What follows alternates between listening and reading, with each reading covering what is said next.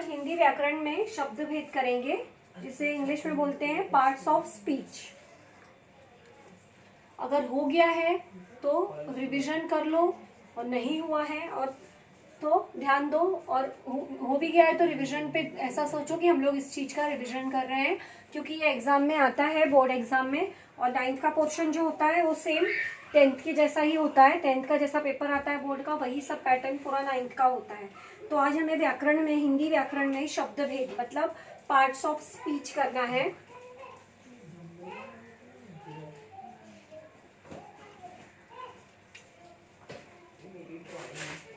अब parts of speech में क्या करना है?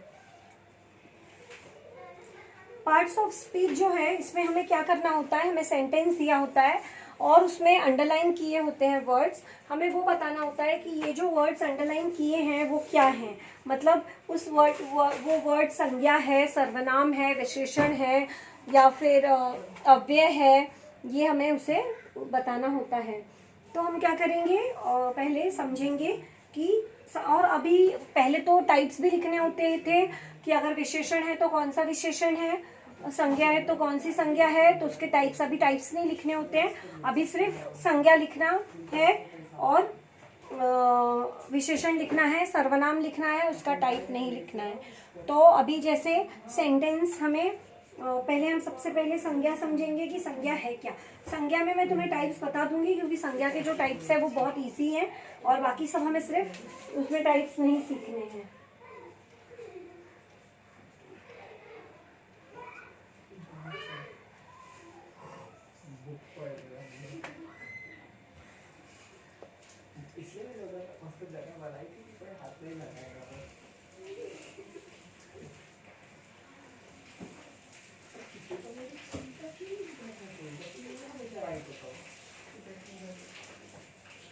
संज्ञा जो है उसके टाइप्स हमें व्यक्तिवाचक संज्ञा, जातिवाचक संज्ञा, भाववाचक संज्ञा, द्रव्यवाचक संज्ञा और समूहवाचक संज्ञा, 5 टाइप की संज्ञा होती है।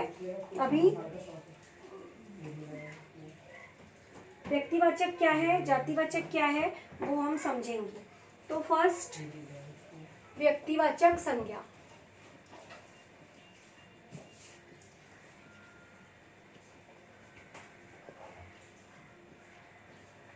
उसके बाद संधि रह गई है, संधि और सब एक्सप्लेन करूंगी ये पीरियड है, नेक्स्ट पीरियड में। उसके बाद हमारा ग्रामर का, हिंदी ग्रामर का पोर्शन कंप्लीट हो जाएगा। तो व्यक्तिवाचक संज्ञा क्या है? व्यक्तिवाचक संज्ञा को इंग्लिश में बोलते हैं प्रॉपर नाउन। प्रॉपर नाउन मतलब जो किसी का, किसी पर्टिकुलर जगह का या व्यक्ति का या किसी प्लेस, मतलब कोई भी वस्तु का नाम दिया हो, तो वो होता है व्यक्तिवाचक संज्ञा। जैसे अभी इसका एग्जाम्पल है कि श्री राम अयोध्या के राजा थे।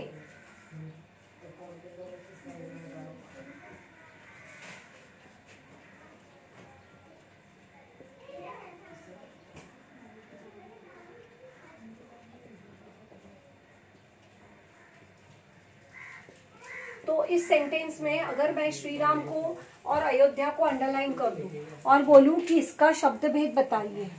शब्द भेद का मतलब है पार्ट्स ऑफ स्पीच। तो श्री राम ये नाम है, तो जो श्री राम है वो क्या हो गया, व्यक्तिवाचक संज्ञा। हमें सिर्फ संज्ञा लिखना है, लेकिन मैं ये संज्ञा के प्रकार बता रही हूँ क्योंकि ये पता होने चाहिए। तो श्री राम है व्यक्तिवाचक संज्ञा, मतलब नाउन, किसी का भी नाम है तो वो व्यक्तिवाचक संज्ञा है। फिर अयोध्या जो है वो जगह का नाम है, अयोध्या जो है वो प्लेस का नाम है।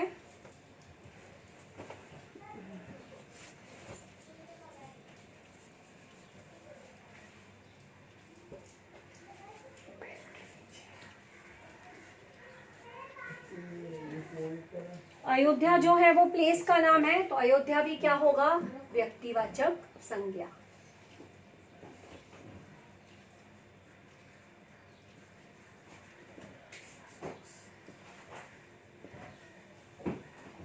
तो ऐसे हमें शब्दों के भेद जब लिखने होते हैं तो हमें शब्दों के भेद में यही करना है कि वो जो शब्द दिया है वो शब्द हमारा क्या है वो हमें बताना है, पार्ट्स ऑफ स्पीच उसकी। तो ये समझ गया तुम्हें व्यक्तिवाचक संज्ञा क्या है। अब हम सेकेंड जातिवाचक संज्ञा समझेंगे।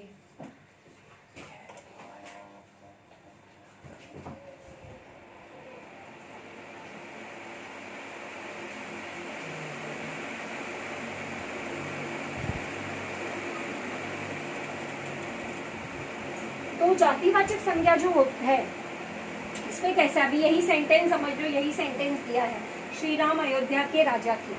तो अगर मैं पूछूं कि राजा क्या है, तो राजा जो है वो जातिवाचक संज्ञा है, क्योंकि राजा यह श्री राम जी के लिए आया हुआ शब्द है। जैसे मैं मतलब राजा का नाम नहीं है, मतलब राजा शब्द है जो वो नाम नहीं है, यहाँ पर राजा जो है वो किसी की जाति बता रहा है, किसी व्यक्ति की जाति, जाति मतलब वो कौन है, वो राजा थे, तो राजा ये उसकी जाति बता रहा है, इसलिए यहाँ पर जो राजा है वो क्या होगा, जातिवाचक संज्ञा। तो अगर मुझे राजा अंडरलाइन करके दिया जाए और पूछा जाए कि इसका शब्द भेद लिखो, तो मैं क्या लिखूंगी कि राजा जो है वो है जातिवाचक संज्ञा।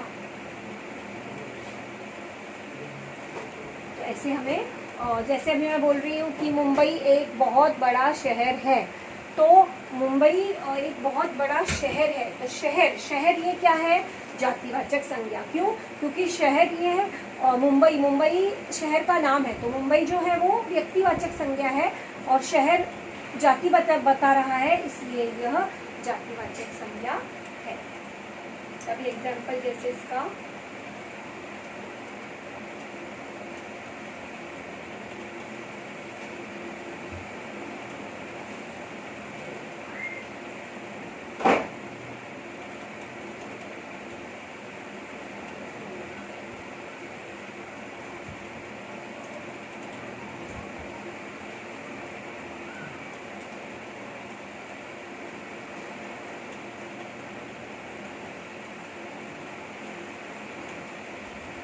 जैसे गंगा एक बहुत बड़ी नदी है, तो नदी, नदी इसमें क्या है, जातिवाचक संज्ञा, और गंगा क्या है, व्यक्तिवाचक संज्ञा।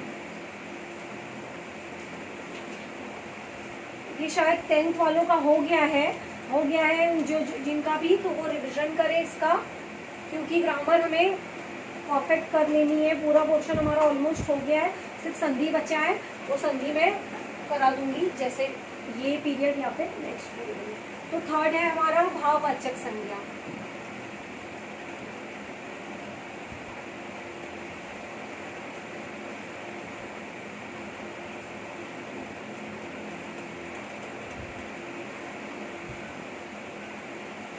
तो भाववाचक संज्ञा में क्या होता है, किसी भी व्यक्ति के या जगह का या वस्तु का गुण, दोष, स्वभाव, धर्म, ये पता चलता है कि उसकी क्वालिटीज़ क्या है, उसकी मतलब उसकी बुराइयाँ क्या है, उसमें गुण मतलब क्वालिटीज़, दोष क्या है, गुण क्या है, और उसका स्वभाव क्या है, उसका धर्म क्या है, ये सब पता चलता है। वो होती है भाववाचक संज्ञा।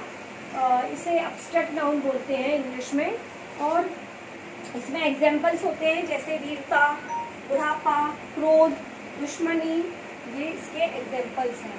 तो जैसे फर्स्ट सेंटेंस है, बुखार की दवा का स्वाद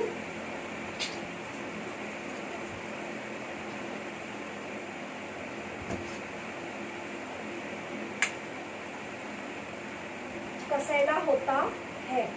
तो इसमें जो स्वाद है वो क्या है, भाववाचक संज्ञा है।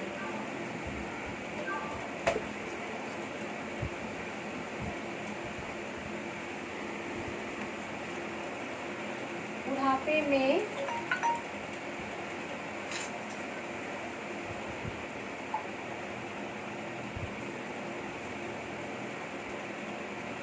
शरीर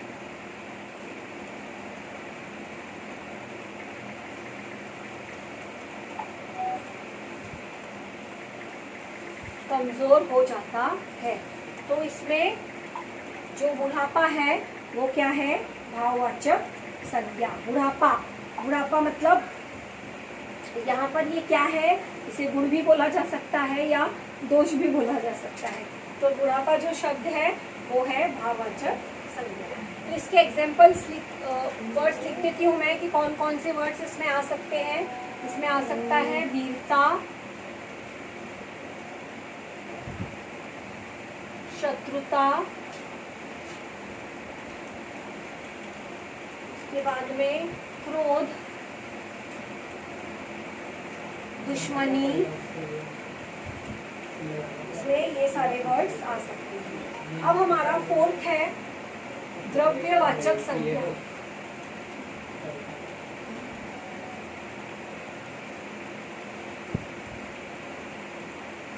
तो द्रव्यवाचक संज्ञा में जो ऐसे शब्द होते हैं जो द्रव्य, धातु आदि पदार्थों के नाम बताते हैं।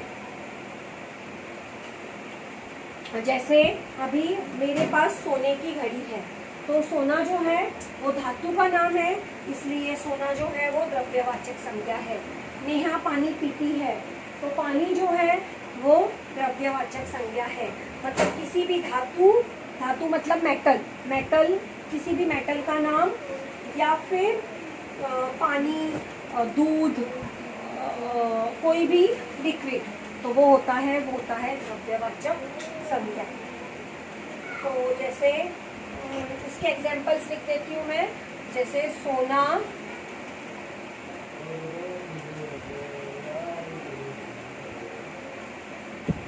चांदी,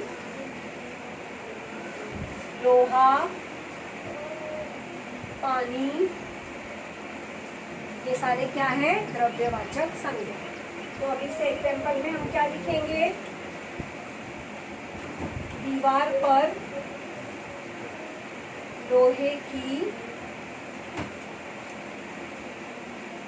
छड़ लगी हुई है।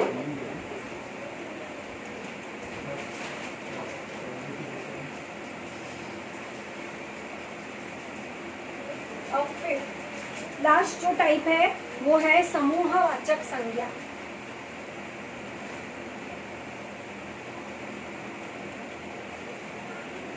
अब समूहवाचक मतलब नाम से ही हमें समझ में आ रहा है, समूह का मतलब होता है ग्रुप। तो जिधर हमें ग्रुप का पता चले तो वो हो जाता है समूहवाचक संज्ञा। जैसे कक्षा, अभी कक्षा में एक स्टूडेंट तो होगा नहीं, बहुत सारे स्टूडेंट्स होंगे, तो वो भी एक ग्रुप है, तो ये ग्रुप है, इसलिए कक्षा क्या हो गया, समूहवाचक संज्ञा। फिर मैं सुबह बाजार गई थी, वहाँ पर काफ़ी भीड़ थी। भीड़ मतलब क्या, एक से ज़्यादा लोग, मतलब बहुत सारे लोग, तो भीड़ है, जो भीड़ भी समूह है मतलब ग्रुप है, तो भीड़ भी क्या हो जाएगी, समूहवाचक संज्ञा। तो इसके एग्जाम्पल में हम लिखेंगे जैसे सेना, सेना में बहुत सारे लोग होते हैं, कक्षा,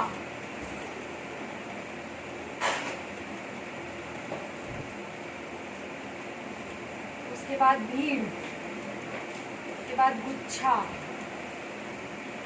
ये सारे शब्द जो हैं ये क्या है, समूहवाचक संज्ञा। तो इसका एग्जाम्पल हम कैसे लिख सकते हैं, कोई भी एग्जाम्पल लिखो, जैसे बाजार में काफी भीड़ थी।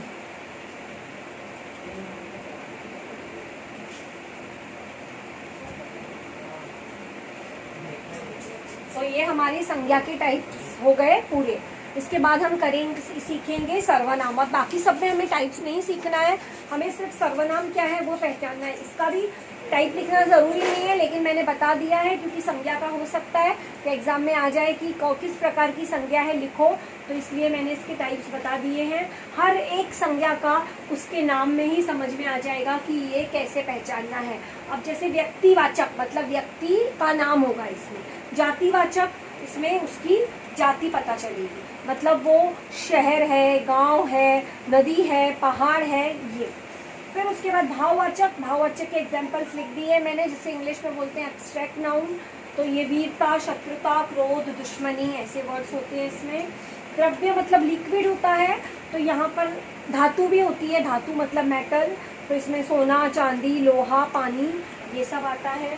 समूह मतलब ग्रुप होता है, तो ग्रुप में जिस भी शब्द से हमें किसी ग्रुप का पता चले वो होता है समूहवाचक संज्ञा। तो ये हमारे संज्ञा के टाइप्स हो गए। अब हम क्या करेंगे, सर्वनाम।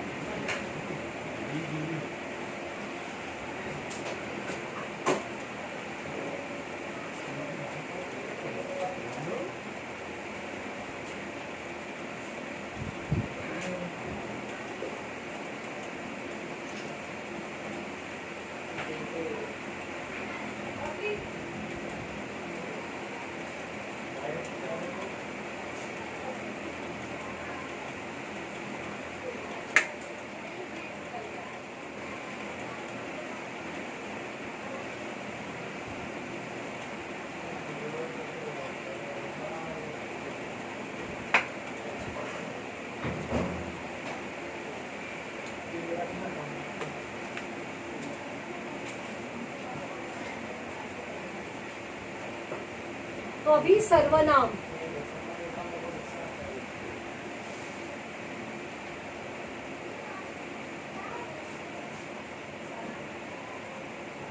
सर्वनाम प्रोनाउन।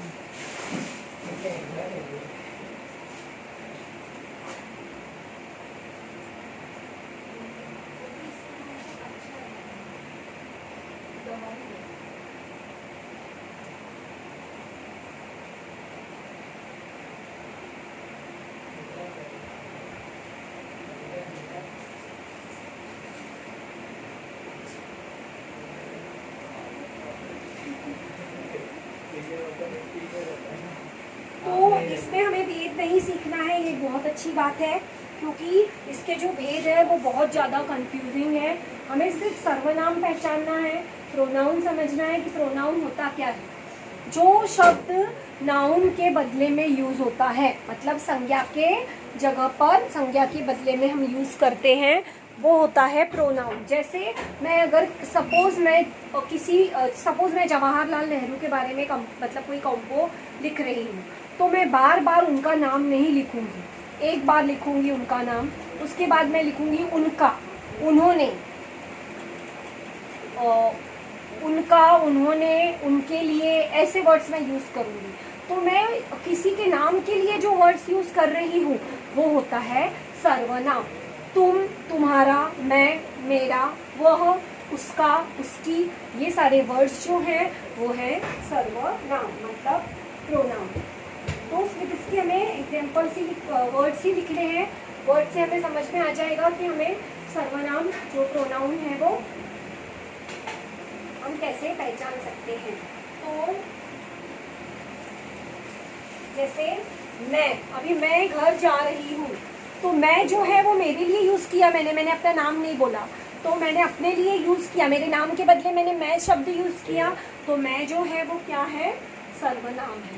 तो मैं घर जा रही हूँ, तो इसमें अगर मुझे पूछा जाए कि मैं क्या है, तो मैं लिखूंगी मैं जो है वो सर्वनाम है। तो ऐसे ही हमें शब्द भेद को पहचान कर लिखना है। जो क्वेश्चन लिखा रहेगा उसमें जो वर्ड को अंडरलाइन किया है वो वर्ड को बताना है हमें कि ये संज्ञा है, सर्वनाम है, विशेषण है, अव्यय है, क्या है। तो ऐसे ही हमें लिखना है इसका आंसर। अब इसमें कौन कौन से वर्ड्स आ सकते हैं, मैं, हम,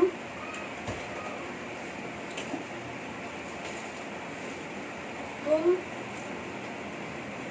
तुम्हारा, मेरा, उसका, उसकी, उन्होंने। तो ये ऐसे और भी बहुत सारे वर्ड्स जो हैं वो इसमें आ सकते हैं जो नाउन के बदले में यूज होते हैं। अंश। तो ऐसे हमें याद रखना है कि सर्वनाम क्या है, कौन से वर्ड्स सर्वनाम होते हैं। तो अब सर्वनाम हो गया। अब हमें नेक्स्ट लेना है विशेषण। विशेषण का मतलब है एडजेक्टिव।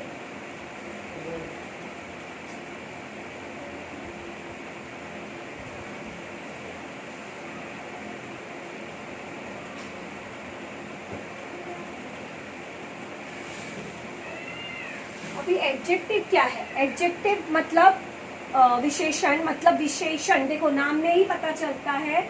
अभी यहाँ पे क्या था, सर्वनाम, मतलब नाम के लिए जो दूसरा शब्द यूज हो वो होता है सर्वनाम। विशेषण, विशेषण का मतलब ही होता है क्वालिटी, किसी की, किसी में क्या विशेष है, किसी में विशेष, विशेष मतलब क्या खास है। तो हर चीज का मतलब उस शब्द में ही होता है। तो हमें अच्छे से वो, अगर हम वो शब्द को समझ रहे हैं तो हमें रट्टा मारने की ज़रूरत ही नहीं है कि विशेषण क्या चीज़ है। तो विशेषण, विशेष, किसमें क्या विशेष है, किसमें क्या क्वालिटी है, वो होता है विशेषण। तो अभी वो अच्छी क्वालिटी भी हो सकती है, बुरी भी हो सकती है, तो वो जो क्वालिटीज़ हैं उसे बोलते हैं विशेषण। जैसे इसके एग्जाम्पल है सुंदर, कुरूप, लंबा, चौड़ा, पतला, मीठा, खट्टा, ये सारे वर्ड्स जो हैं वो विशेषण है। तो अभी जैसे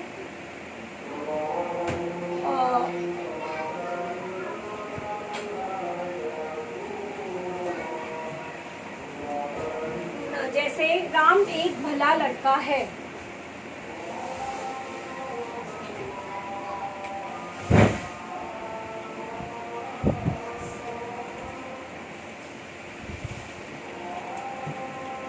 राम एक भला लड़का है।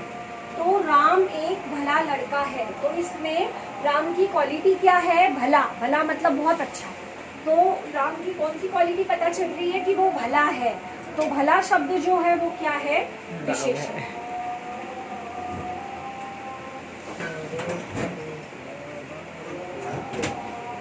विशेषण है, भला जो शब्द है वो विशेषण है। और जैसे क्वांटिटी भी पता चलती है तो वो भी विशेषण ही होता है। जैसे मैं बोलूँ कि कक्षा में 50 छात्र हैं,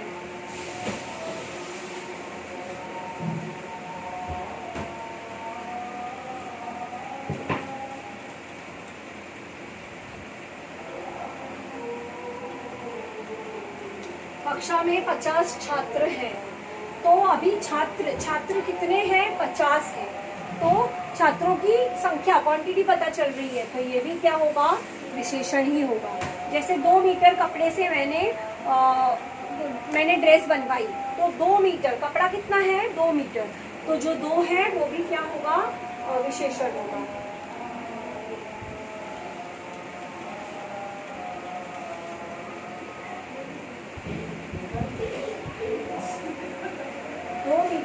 कपड़े से मैंने ड्रेस बनवाई।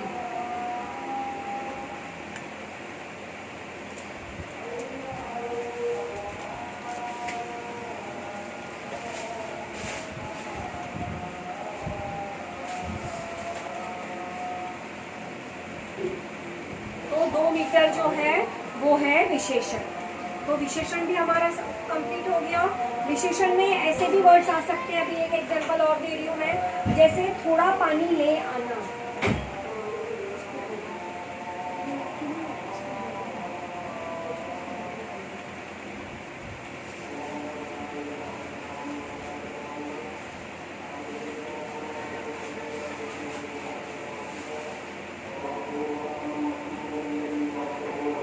थोड़ा पानी ले आओ, तो थोड़ा शब्द जो है वो हमें पानी की क्वांटिटी बता रहा है, तो थोड़ा भी क्या है, विशेषण।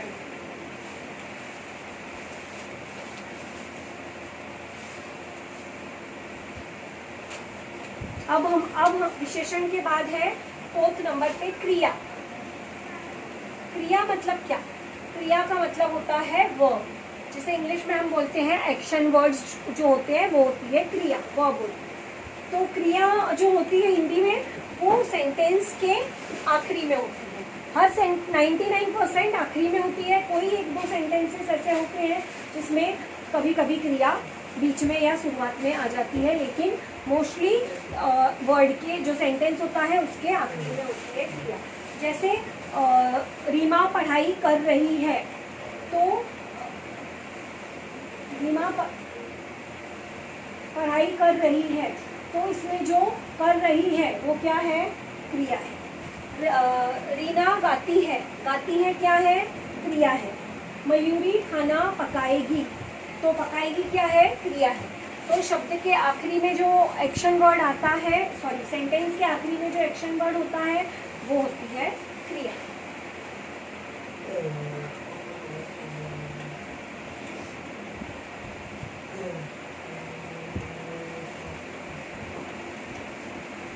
जैसे रीना गाना गाती है, तो गाती है ये क्या है? क्रिया है।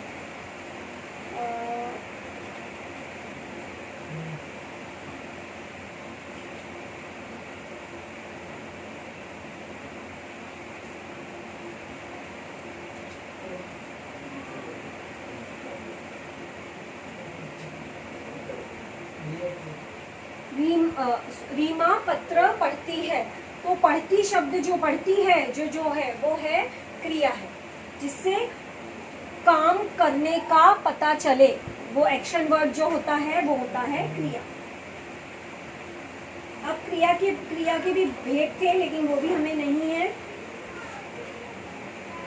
वो हमें है लेकिन हमें सिर्फ उसमें चेंजेस करने होते हैं, जो मैं करा चुकी हूँ। प्रथम प्रेरणार्थक, द्वितीय प्रेरणार्थक। जैसे सुनना, सुनाना, सुनवाना, ये मैंने बहुत मतलब शायद 1-1.5 महीना पहले ये ग्रामर में सिखाया था कि प्रथम प्रेरणार्थक द्वितीय प्रेरणार्थक कैसे बनता है। तो अभी इसमें हमें क्रिया के टाइप्स नहीं लिखने हैं, लेकिन सिर्फ क्रिया का जो बॉक्स बना के हमें पहचानना होता है, और उसे प्रथम क्रिया कौन सी है, और उसे उसका प्रथम प्रेरणार्थक और द्वितीय प्रेरणार्थक रूप लिखना होता है।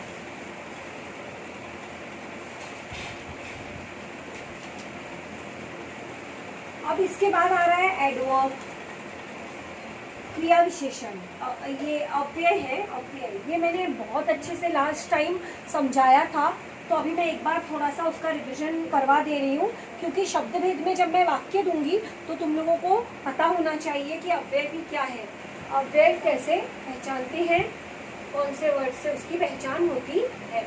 और उसमें हम जो टाइप्स हैं वो टाइप्स हमें सीखने पड़ेंगे, क्योंकि वो हमें टाइप्स के साथ ही लिखने होते हैं।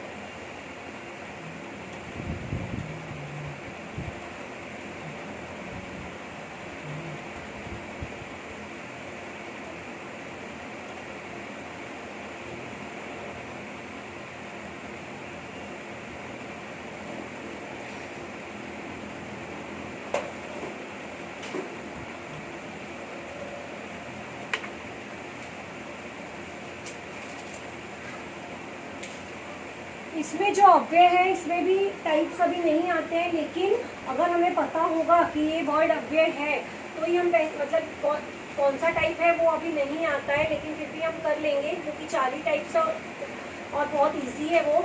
अभी वो टाइप्स से ही हमें पता चलेगा कि ये वर्ड जो है वो अव्यय है या नहीं है, उसके लिए हमें टाइप सीखना ज़रूरी है। ये जो अभी तक हमने सीखे जैसे संज्ञा, सर्वनाम, विशेषण, ये सब है जो इन्हें बोलते हैं विकारी शब्द। विकारी शब्द मतलब अव्यय ही है लेकिन विकारी शब्द है। अब जो ये स्टार्ट होता है क्या बोलते हैं, क्रिया विशेषण अव्यय, मतलब क्रिया विशेषण अव्यय है और जो संबंध सूचक अव्यय है, तो अभी ये जो हो रहे हैं स्टार्ट, वो है अविकारी शब्द। अविकारी शब्द से ये अव्यय होते हैं। तो अभी जैसे फर्स्ट हमारा अविकारी शब्द के 4 भेद हैं। तो पहला है क्रिया विशेषण अव्यय।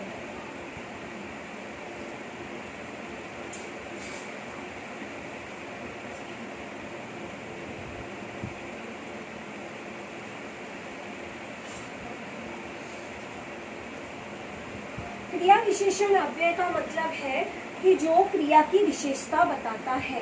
क्रिया मतलब मैंने बताया अभी क्या है, और उस क्रिया की अगर क्वालिटी पता चलती है तो वो होता है क्रिया विशेषण अव्यय, जिसे इंग्लिश में बोला जाता है एडवर्ब।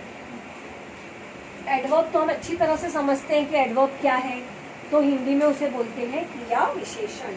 जैसे वहाँ कोई नहीं था, वहाँ से वहाँ जो है, वहाँ कोई नहीं था, तो वहाँ जो शब्द है वो क्रिया विशेषण अव्यय है। फिर गाड़ी धीरे धीरे चलती है, धीरे धीरे क्रिया विशेषण अव्यय है। फिर बहन कल आएगी, कल क्या है, क्रिया विशेषण अव्यय। पिताजी ने उसे बहुत समझाया, बहुत क्या है, क्रिया विशेषण अव्यय।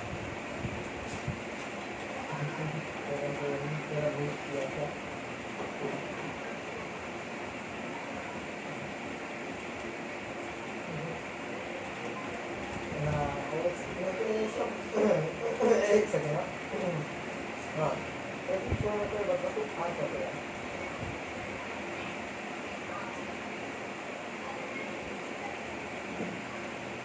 मतलब नहीं आ रही क्या मुंबई?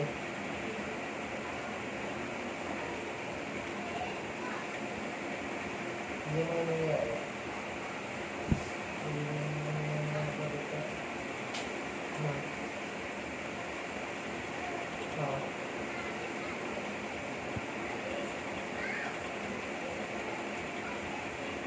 देखो क्रिया विशेषण अव्यय में धीरे धीरे मतलब स्पीड, गति बोलते हैं जिसे स्पीड का पता चलता है, या प्लेस का पता चलता है, या टाइम का पता चलता है। 3 चीजें होती हैं, वो क्रिया विशेषण अव्यय में आती है। जैसे हम इंग्लिश में करते हैं ना, एडवर्ब में कौन कौन से एडवर्ब होते हैं, adverb of reason, adverb of time, adverb of place, adverb time, adverb of place, adverb of manner. तो वैसे ही हमें याद रखना है प्लेस मतलब वहाँ मतलब हमें जगह का पता चल रहा है, तो वहाँ जो है वो है क्रिया विशेषण अव्यय। कल से हमें टाइम का पता चल रहा है, तो ये एडवर्ब क्लॉज ऑफ टाइम है, मतलब क्रिया विशेषण अव्यय है। धीरे धीरे से हमें उसका एक्शन स्पीड पता चल रही है, तो ये भी क्रिया विशेषण अव्यय है। अब सेकेंड आ रहा है हमारा संबंध सूचक अव्यय।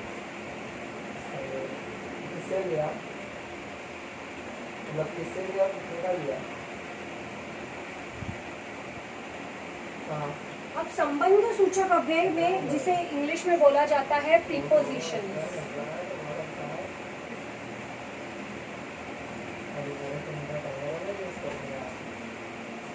तो प्रीपोजिशन का मतलब क्या होता है? प्रीपोजिशन में जो होता है वो इसमें जैसे भी एक एग्जांपल के साथ बताऊंगी तो समझ में आएगा। लड़के के पीछे कुत्ता भी आया,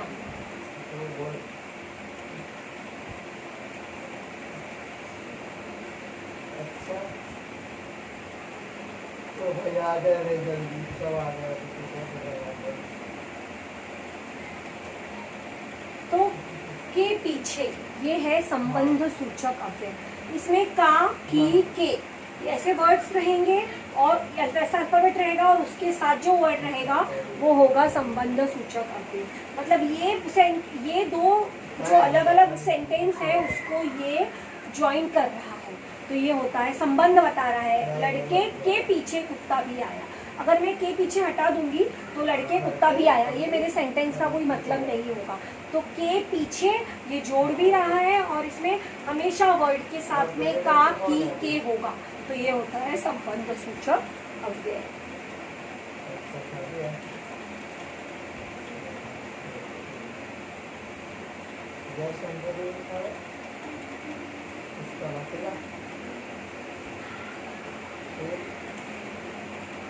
की ओर, हाथी की ओर बढ़ा, तो जो की मैंने बोला का की के जरूर आएगा, तो की और, तो की के साथ कौन सा शब्द है? और, तो की और क्या है?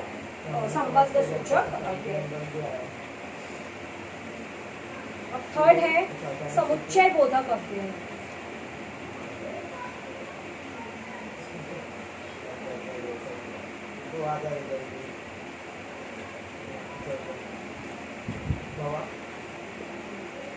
समुच्चय बोधक अव्यय जो होता है वो दो सेंटेंसेस को जोड़ता है।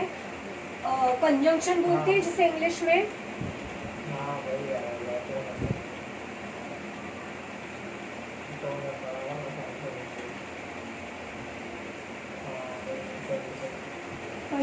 कंजंक्शन जो होता है, कंजंक्शन में दो सेंटेंस को जोड़ता है। जैसे इंग्लिश में क्या होता है? बट, इफ, बिफोर,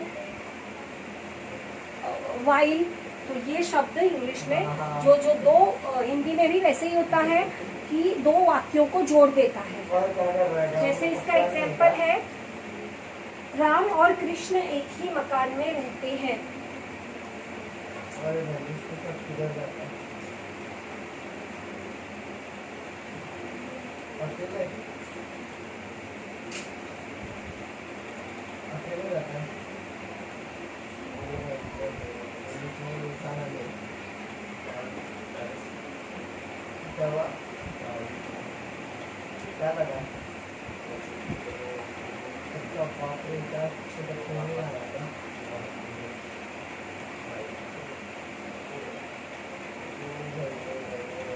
तो राम और कृष्ण और जो शब्द है वो दो शब्दों को जोड़ रहा है, तो ये है समुच्चय बोधक अव्यय। जैसे Ram and Krishna, Rama and Krishna, and आता है वो इंग्लिश में होता है कंजंक्शन।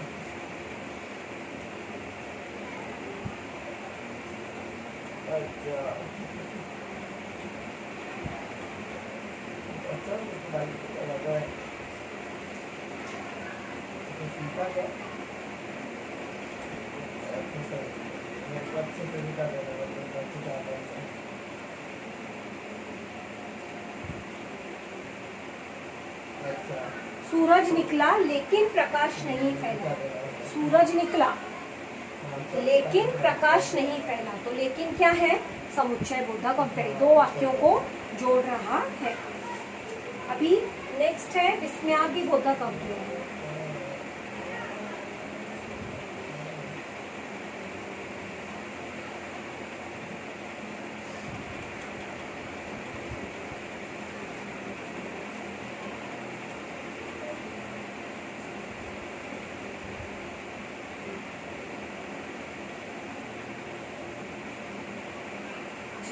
इंटरजेक्शन कहा जाता है। ये विस्मयादि बोधक, विस्मय का मतलब ही होता है आश्चर्य, तो आश्चर्य से जो शब्द बोला जाए जिसमें किसी की फीलिंग्स का पता चले वो होते हैं विस्मयादि बोधक अव्यय। जैसे मैं बोलूं, वाह क्या सुंदर इमारत है, तो वाह मेरी इस शब्द से पता चल रहा है मेरी फीलिंग्स। मैं सिर्फ इतना भी बोल सकती थी कि इमारत बहुत सुंदर है, लेकिन मैं विस्मय के साथ बोल रही हूँ।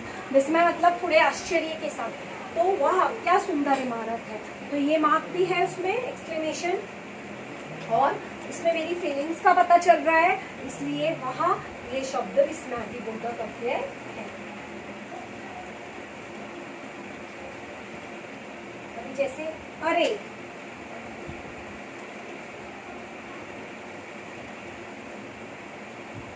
आप तो बहुत दिनों बाद दिखाई दिए।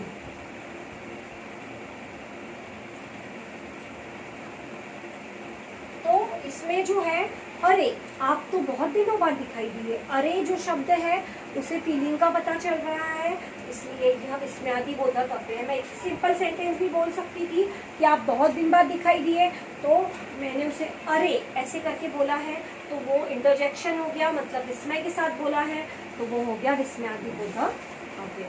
तो इस तरह से हमारे पार्ट्स ऑफ स्पीच जो थी वो कंप्लीट हो गई आज। अब कल के पीरियड में मैं क्या करने वाली हूँ, कल के पीरियड में मैं संधि कराऊंगी, संधि कैसे ज्वाइन करते हैं। थोड़ा उसमें वैसे तो वो थोड़ी प्रैक्टिस के बेस पे आती है, थोड़ा सा प्रैक्टिस चाहिए उसके लिए, लेकिन थोड़ा सा प्रैक्टिस और जो टाइप थोड़ा अलग तरीके से जो शब्द वो होते हैं वो बताऊंगी।